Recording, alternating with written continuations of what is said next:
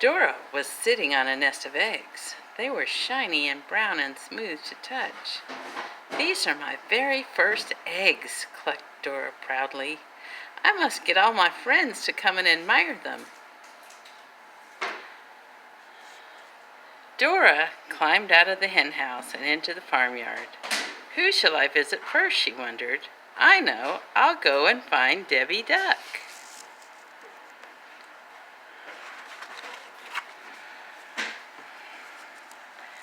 Dora hopped over the fence and across the field until she reached the pond.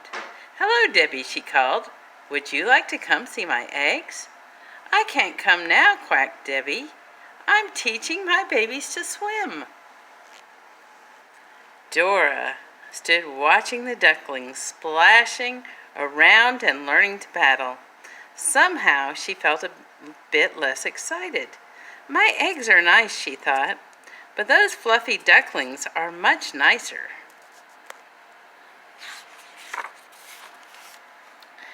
Dora was just a little sad as she trotted over to the sty to visit Penny Pig. "Hello, Penny," she clucked. "Would you like to come see my eggs?" But Penny didn't hear. She was having too much fun tumbling around with her wriggly piglets. Dora gave a little sigh. "My eggs are nice," she thought, "but those wriggly piglets are much nicer."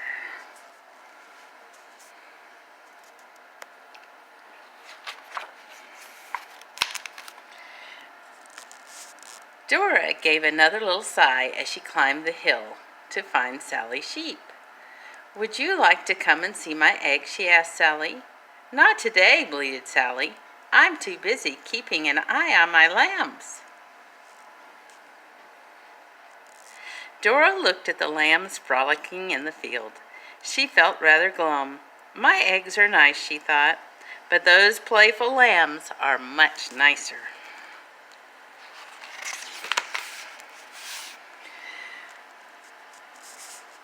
Very sadly, Dora walked back to the farmyard. On her way, she bumped into Daisy Dog. "Hello, Daisy," clucked Dora. "Would you like to come and see my eggs?"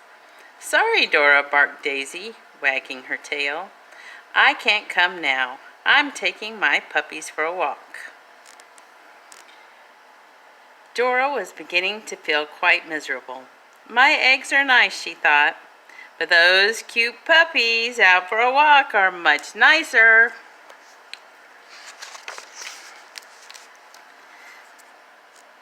In the farmyard, Dora stopped at the cowshed.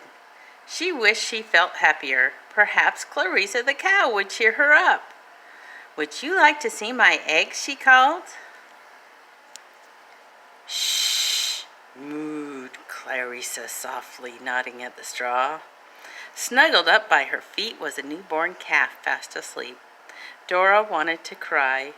"My eggs are nice," she whispered, "but that little calf all snuggled up is much nicer."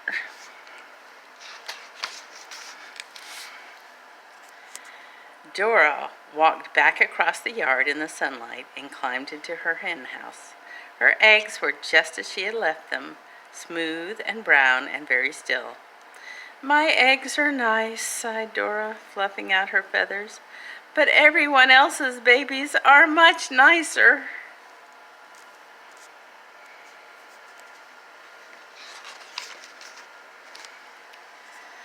Very sadly, Dora settled herself down onto her nest. Crack! Dora jumped up in surprise.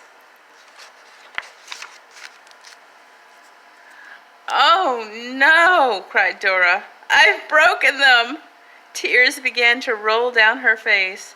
They splashed onto the nest and over the cracked eggs. As each tear fell, the cracks grew wider and wider until suddenly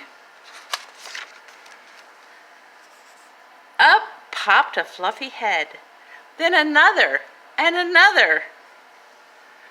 Soon the nest was full of tiny chicks. "Cheep, cheep," the chicks peeped. "Cheep, cheep." Dora stopped crying and stared at her babies.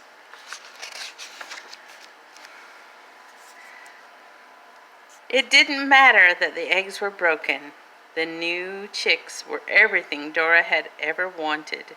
Proudly she strutted out into the barnyard, and one by one, only the chicks followed after her. All the other animals stopped and looked.